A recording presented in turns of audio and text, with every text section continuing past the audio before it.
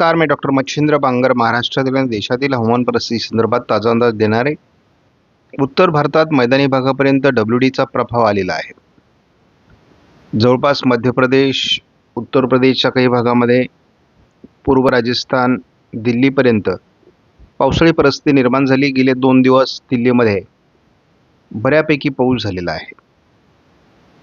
बंगालच्या उपसागरामध्ये कमी दाबाचं क्षेत्र विकसित झालंय. शिवाय त्याला इंडोनेशियाकडून येणारा बाष्पाचा मोठा पुरवठा असून त्यामुळे एक मजबूत सिस्टम या ठिकाणी बनेल असा अंदाज आहे. या हवामान प्रणालीचा महाराष्ट्रावर किती परिणाम होणार या संदर्भातील माहिती आपण या व्हिडिओमध्ये बघणार आहोत. भारतीय हवामान खात्याच्या वेबसाईटला आपण तपासलं तर आपल्याला दिसतंय की थंडीचं प्रमाण कमी झालंय. केवळ उत्तर भारतामध्ये काही राज्यांमध्ये थंडी आहे. दक्षिणी राज्यांबरोबरच महाराष्ट्रापर्यंत थंडीचं प्रमाण कमी झालंय. मध्य प्रदेशपर्यंत सामान्य थंडी असून उत्तरेकडील अगदी दिल्ली, पंजाब, हरियाणा आणि अतिउत्तरेकडील राज्यांमध्ये केवळ थंडी बाकी आहे. महाराष्ट्रात उष्णतामान वाढू लागलं आहे. आपण जेव्हा गेल्या आठवड्याचा अंदाज बघतो महाराष्ट्रातील, तेव्हा गेल्या आठवड्यामध्ये कुठल्याही प्रकारचा पावसाचा प्रभाव कुठल्याही जिल्ह्यांमध्ये तयार झालेला नाही. पूर्ण आठवडा हा बिगर पावसाळी ठरलेला आहे. सिजनल मॅपमध्ये जवळपास 18 फेब्रुवारीपर्यंत केवळ ठाणे आणि पालघरमध्ये झालेली पावसाची नोंद आहे. बाकी विंटर सीझन म्हणजेच थंडीच्या हिवाळी पावसाळा हा आपल्याला या 2च जिल्ह्यांमध्ये बघायला मिळाला. बाकी जिल्ह्यांमध्ये हलकं वातावरण तयार झालं, परंतु बाकी कुठल्याही जिल्ह्यांमध्ये विशेष पावसाची नोंद झालेली नाही. आज 19 तारखेला राजस्थानचा उत्तरेकडील भाग, थोडा पूर्व भाग आणि दिल्ली, पंजाब, उत्तर प्रदेशच्या काही भागामध्ये डब्ल्यूडीचा प्रभाव राहण्याची शक्यता आहे. बाकी अंदमान आणि श्रीलंकेच्या दरम्यान कमी दाबाचं क्षेत्र विकसित होत आहे. यामध्ये वाढ होण्याची शक्यता आहे. जवळपास तामिळनाडू, केरळमध्ये यामुळे पाऊस होईल आणि 23 तारखेला थोडं उत्तर महाराष्ट्र, विदर्भ वातावरण बदलण्याचा अंदाज या मोडीने दिला आहे. विदर्भामध्ये 24 तारखेला अंदाज कायम आहे. त्यानंतर मात्र हे संपूर्ण वातावरण कमजोर होण्याची शक्यता आहे. तरी धावत्या स्वरूपात बघितलं तरी आपल्याला लक्षात येईल की कशा पद्धतीने 20-22 अंश सेल्सिअसपर्यंत तापमान गेलं आहे आणि हे तापमान 22 तारखेनंतर अधिक घटण्याची शक्यता आहे.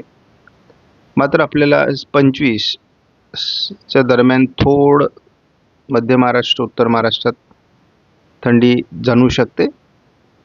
मात्र एकूणच भारतातील थंडीचं प्रमाण आता कमी होत आहे. आपण मुद्दाम दुपारचं तापमानही बघत असतो. दुपारचं तापमान 34 अंश सेल्सिअसच्याही पुढे सरकू लागलं आहे. त्यामुळे आपण धावता अंदाज जरी बघितला तरी महाराष्ट्रामध्ये अतिशय तातडीने उष्णतामान वाढतंय. त्यामुळे आपण बघूया की दुपारच्या तापमानामध्ये प्रत्येक दिवशी वाढ होताना आपल्याला बघायला मिळते आणि संपूर्ण भारतामध्ये ही वाढ अपेक्षित आहे. ECMWF मॉडेलनुसार आपण बघतो की केवळ चंद्रपूर, गडचिरोली, लातूर, सोलापूर पूर्व या भागामध्ये वातावरण बदलणार आहे. गोंदिया आणि भंडाऱ्याच्याही दक्षिणी पट्ट्यात किंवा यवतमाळच्या काही भागामध्ये हा प्रभाव असू शकतो तुरळक स्वरूपामध्ये. हा अंदाज GFS मॉडेलने देखील मान्य केला आहे. आज अमरावती, अकोल्याच्या उत्तरेला थोडं वातावरण बनण्याची शक्यता आहे. 23 तारखेला आपण बघतो नागपूर, भंडारा, गोंदिया, अमरावती, अकोला, नांदेड, चंद्रपूर, गडचिरोली, यवतमाळ या काही भागामध्ये म्हणजे वाशिम, हिंगोलीपर्यंत थोडं वातावरण बनण्याची शक्यता दिसते. 24 तारखेला मात्र आपण बघतो की नागपूरचा दक्षिणी भाग, भंडाऱ्याचा दक्षिणी भाग, गोंदियाच्या बऱ्याच भागामध्ये, त्यानंतर यवतमाळ, चंद्रपूर, गडचिरोली या काही जिल्ह्यांमध्ये याचा प्रभाव तयार होण्याची शक्यता. 25 तारखेला थोडं चंद्रपूर आणि लातूर, सोलापूरच्या काही भागात वातावरण असण्याची शक्यता आहे. CFSचा या आठवड्यात बंगालच्या उपसागरात तयार होणाऱ्या सिस्टम संदर्भातला अंदाज कायम आहे. मात्र एप्रिलमध्ये अवकाळीचा प्रभाव राहण्याची शक्यता आहे. तो मेमध्ये जोरदार असण्याची शक्यता आहे. मेमध्ये मात्र आपल्याला सर्व उन्हाळी पिकं काढून घेणं आवश्यक राहील. पण या मॉडेलचा धावता अंदाज घेतला तर केवळ बंगालच्या उपसागरात तयार होत असलेली सिस्टम केरळ तामिळनाडूमध्ये अधिक प्रभाव टाकण्याची शक्यता आहे. तसा या सिस्टमचा महाराष्ट्रावर फार परिणाम होत नाही आहे, परंतु पूर्व विदर्भातील काही जिल्ह्यांमध्ये याचा हलका प्रभाव जाणवतोय. उत्तर भारतात एकापाठी एक WD येत राहणार आहे, मात्र तसा महाराष्ट्रावर याचा फार परिणाम होत नाही आहे. थोडं लातूर, सोलापूर, चंद्रपूर, गोंदिया, गडचिरोली या काही जिल्ह्यांमध्ये, यवतमाळच्या भागामध्ये तुरळक पावसाचा अंदाज आहे. JFSने देखील केवळ पूर्व विदर्भात परिणाम दाखवला आहे. कमी दाबाचं क्षेत्र कशा पद्धतीने पुढे सरकतंय बंगालच्या उपसागरामध्ये, याचा जर आपण धावता अंदाज घेतला तर आपल्या लक्षात येईल की अंदमान निकोबार बेटांपासून जवळपास श्रीलंकेपर्यंत याचा सुरुवातीला प्रभाव पडणं अपेक्षित आहे. त्यानंतर हे कमी दाबाचं क्षेत्र केरळ तामिळनाडूमध्ये बऱ्यापैकी पाऊस देण्याची शक्यता आहे. मात्र हे फार प्रभावी अशा प्रकारची सिस्टम नाही आहे.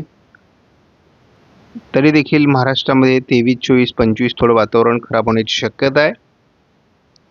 या पलीकडे या सिस्टमचा फार परिणाम होणार नाही. आज देखील महाराष्ट्रामध्ये हलकी ढगाळ परिस्थिती राहणार आहे, पण उद्या बघतो उद्या देखील महाराष्ट्रामध्ये केवळ ढगाळ परिस्थिती काही तुरळक भागामध्ये आहे. या ढगाळ परिस्थितीमध्ये वाढ होणारी 21 तारखेपासून अनेक ठिकाणी ढग मोठ्या प्रमाणात जमा होतील, परंतु पावसास अनुकूल अशा प्रकारचे हे ढग नाही आहेत. 22 तारखेलाही महाराष्ट्रात खूप ढगाळ परिस्थिती राहणार आहे. बंगालच्या उपसागरात तयार होत असलेली सिस्टमकडून येत असलेल्या वाऱ्यांमुळे आर्द्रता महाराष्ट्रामध्ये वाढेल. 23 तारखेला थोडं चंद्रपूर, नांदेड, लातूर, सोलापूर भागामध्ये पावसास अनुकूल ढग निर्माण होऊ शकतात असा अंदाज आहे. याचा थोडा परिणाम अधिक प्रमाणामध्ये आपल्याला 24 तारखेला दिसतोय.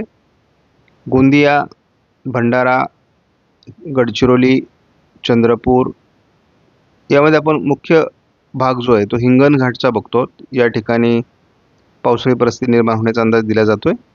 थोडं लातूर आणि सोलापूरच्या पूर्व भागामध्ये याचा परिणाम 24 तारखेला अजूनही दाखवला जातोय. 25 तारखेपासून तसंही सिस्टमचा प्रभाव कमी होणार आहे, परंतु महाराष्ट्रामध्ये ढगाळ परिस्थिती तरी असणार आहे. त्यामुळे फार शेतकऱ्यांनी घाबरून जाण्यासारखी परिस्थिती नाही आहे.